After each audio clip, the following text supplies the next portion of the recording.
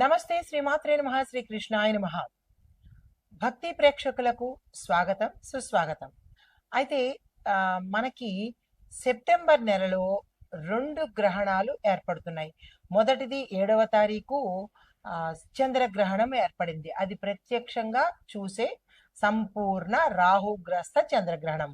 అయితే ఇప్పుడు సెప్టెంబర్ 21న పితృపక్షాల సమయంలో సూర్యగ్రహణం ఏర్పడుతోంది. అయితే చాలా మందికి ఇది అనుమానం రావచ్చు. ఇది ప్రత్యక్షంగా కనబడేదా, పాక్షిక సూర్యగ్రహణమా అనేది మనకి ఒక డైలమా పరిస్థితి ఏర్పడింది. అయితే దీనివల్ల మనకి ఏ సమయంలో పడుతోంది, ఎలాగ జాగ్రత్తలు తీసుకోవాలి, ఇది దేశకాలమాన పరిస్థితులను బట్టి ఎట్లా ఉండబోతోంది అనే వివరాలన్నీ ఇప్పుడు మనం తెలుసుకుందాము. ఇది చాలా చాలా తీవ్రమైన సూర్యగ్రహణము. అంటే ఈ మాసంలో పట్టిన 2 గ్రహణాలు కూడా చాలా తీవ్రమైనవే. అయితే ఇది రేఖాత్మక విశ్లేషణ ప్రకారం మనం చూసినట్టయితే కనుక తక్కువ భాగంలోనే మనకి తక్కువ శాతం మాత్రమే కనబడుతోంది. అంటే పాక్షికము అని చెప్పుకోవచ్చు. అయితే ఈ గ్రహణము ప్రధానంగా దక్షిణ గోళంలోనే ఏర్పడుతోంది. అక్కడ మాత్రమే స్పష్టంగా కనబడుతోంది. అంటే దక్షిణ గోళం అనగానే ఏ దేశాలు వస్తాయంటే కనుక న్యూజిలాండ్, ఆస్ట్రేలియాలోని తూర్పు ప్రాంతము అంటే ఈస్ట్ సైడు, అంటార్కిటికా, దక్షిణ పసిఫిక్ ప్రాంతాలలోనూ కనబడుతోంది. అంటే ఎక్కువ భాగం అక్కడ కనబడుతోంది. భారతదేశంలో మాత్రం మనకి ఇది కనపడే అవకాశం లేదన్నమాట. అయితే అక్కడ పరంగా అంటే అక్కడ వాళ్ళకి కూడా తెలియాలి కదా ఈ అంశాలు. ఇది మొదటి స్పర్శ అంటే ఫస్ట్ టైము మనకి యూటీసీ స్టాండర్డ్ ప్రకారము 17.30 ఈ సమయంలోను అంటే వాళ్ళ టైం ప్రకారము. అయితే కనిష్ట గ్రహణము 19:43 యూటీసీ ప్రకారము. చివరి స్పర్శ ఆ సమయము 21:54 యూటీసీ ప్రకారంగా. అంటే ఈ సమయాలు మనకి ఐఎస్టి అంటే ఇండియన్ స్టాండర్డ్ టైమింగ్స్, ఇది వాళ్ళ టైమింగ్స్ కాబట్టి అక్కడ చూసే ప్రేక్షకులకు ఈ సమయాలను అందుబాటులోకి ఇచ్చానన్నమాట.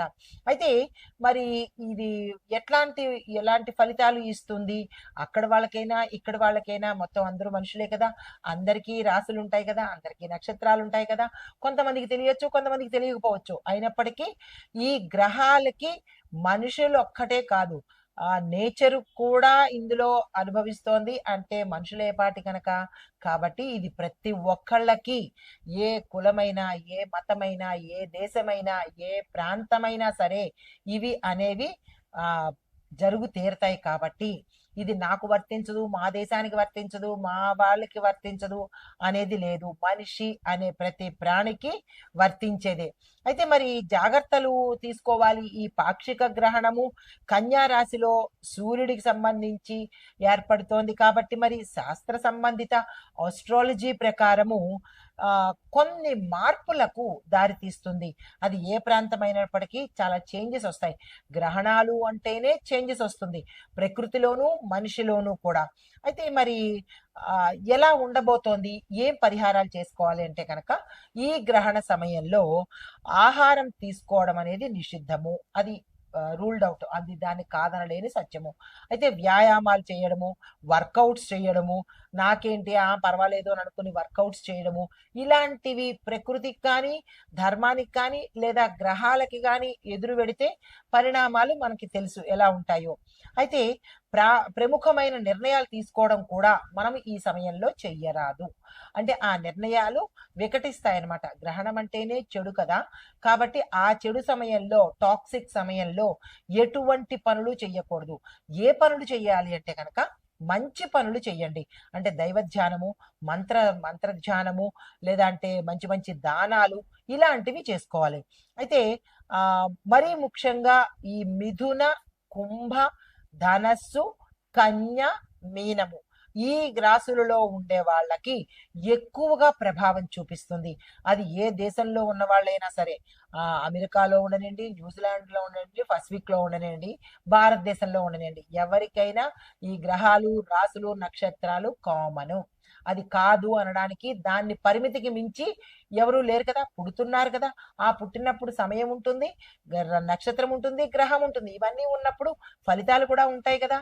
కాబట్టి నాన్ సెన్స్ అనడానికి ఇక్కడ అవకాశం లేదు. అనుకుంటే అది అప్ టు యూ. అయితే ఏ రాశుల వాళ్ళకి ఎక్కువగా చూపిస్తుందంటే, మళ్ళా చెప్తున్నాను, మిథునము, కుంభము, ధనస్సు, కన్య, మీనము. ఈ గ్రహణ సమయంలో ఏ దేశంలో ఉన్న వాళ్ళైనా జాగ్రత్తలు పాటించుకోండి. అయితే ఎవరెవరికి ఎలాంటి ఫలితాలు ఇస్తోంది, దేశకాలమాన పరిస్థితులను బట్టి ఎలా ఉండబోతోంది అనేది మీకు సవివరంగా తెలియచేస్తాను. అయితే ఈ రాశులకి ఎలా ఎలాంటి జాగ్రత్తలు తీసుకోవాలి అంటే కనుక, ముందుగా జాగ్రత్తలు ఏం తీసుకోవాలంటే, గ్రహణ సందర్భంగా నిర్ణయాలు తీసుకోవద్దు, ఆర్థిక వ్యవహారమైన లావాదేవీలు జరపవద్దు, బాధ్యతలు ఏదైనా అంటే ఆ సమయానికి చేయవలసిన పనులు వాయిదా వేసుకోండి. తర్వాత పరిహారంగా ఏం చేయాలంటే, సూర్యోదయం అయిన తర్వాత సూర్యుడి జపము, సూర్యుడి ఆరాధన, సూర్యుడి మంత్రము చేసుకోవడము, అనుష్ఠానం చేసుకోవడము, దాన ధర్మాలు చేసుకోవడము, ఇలాంటివి చేసుకోవాలి. అయితే ఈ సమయంలో మీరు నిష్టగా నియమంగా ఉండాలి. ఏది పడితే తినేయడము, మాంసము, మద్యము, ఇంకా ఇతరత్ర చెత్త చెదారాలు ఇలాంటివేవి పాటించకండి. దాని ఇంపాక్ట్ కూడా మీరే అనుభవించవలసి వస్తుంది. అయితే ఈ వీటి పరంగా మరి ఇవన్నీ ఎలా ఉన్నాయి, మనుషులకి ఎట్లా వర్తిస్తాయి అంటే, మేషాది ద్వాదశ రాశుల వారికి ఎలాంటి ఫలితాలు ఇస్తోంది అనే అంశాన్ని ఇప్పుడు కూలంకషంగా తెలుసుకుందాము. తదుపరి రాశి వృశ్చిక రాశి. ఈ రాశి వారి యొక్క ఫలితాలు, కొత్త స్నేహాలు, పరిచయాలు ఏర్పడతాయి మీకు. కానీ నమ్మక ద్రోహం కూడా ఏర్పడే అవకాశం కనబడుతోంది. అంటే వారి వల్ల కావచ్చు, లేదా గతంలో మీరు నమ్మిన వాళ్ళని మోసం చేసిన వాళ్ళు ఇప్పుడు మీరు వాళ్ళ ద్వారా కానీ వేరే వాళ్ళ ద్వారా కానీ ఆ నమ్మకం ద్రోహం యొక్క రుచి చూసేందుకు అవకాశాలు ఎక్కువ కనబడుతున్నాయి. ఉద్యోగంలో కొత్త అవకాశాలు వస్తాయి, కానీ నిలుపుకోలేని పరిస్థితి ఎక్కువగా గోచరిస్తోంది. అయితే దీంతో పాటుగా కుటుంబంలో అశాంతి, అలజడి, కార్యక్రమాలు వెనక్కి వెళ్ళడము, శుభకార్యాలు వాయిదా పడము, తర్వాత వ్యాపారంలో నష్టాలు రావడము, వ్యాపారాలు మూసివేసుకోవాల్సిన పరిస్థితి ఏర్పడము, దీంతో పాటు మీరు ఏ రంగంలో ఉంటే ఆ రంగంలో ఇబ్బందికరమైన వాతావరణమే ఎక్కువ కనిపిస్తోంది. దీనికి సంబంధించినటువంటి జాగ్రత్తలు తీసుకోవడము, ప్రత్యామ్నాయ మార్గాలు వెతుక్కోవడము చేయాలి. ఎందుకంటే ఈ సూర్యగ్రహణం యొక్క ఇంపాక్ట్ ఈ సమయంలో చాలా ఎక్కువగా గోచరిస్తోంది ఈ రాశిలో వాళ్ళకి. అయితే ఓవరాల్ గా అన్ని రాశుల వాళ్ళకి ఎక్కువగానే గోచరిస్తోంది, కానీ కొన్ని రాశుల వాళ్ళకి విపరీతంగా ఉంటోంది. అలా విపరీతంగా ఇబ్బందులు ఉన్న వాళ్ళు పరిహారాలు చక్కగా చేసుకోవాలి. అయితే కనుక వివాహం కోసం కానీ, లేదా ఏదైనా శుభకార్యాల కోసం కానీ మీరు ధనము తెచ్చుకోవడం కానీ, లేదా లోన్లు కోసం వెళ్ళడం కానీ, అక్కడ ఏదైనా ఇబ్బంది జరగడం కానీ జరిగే అవకాశాలు కనబడుతుంది. అంటే ధనాన్ని మోసపోవడం కానీ, పోగొట్టుకోవడం కానీ జరిగే అవకాశాలు ఎక్కువ కనబడుతున్నాయి. ఈ విషయంలో జాగ్రత్తలు తీసుకోండి. అయితే మీకు చెప్పదగిన దానాలు ఏంటంటే, ఎరుపు రంగు వస్త్రాలు, ఖర్జూరము, గోధుమలు, ఇవి కనుక దానంగా ఇచ్చుకున్నట్టయితే కొంత సానుకూలంగా ఉండే అవకాశం కనబడుతోంది.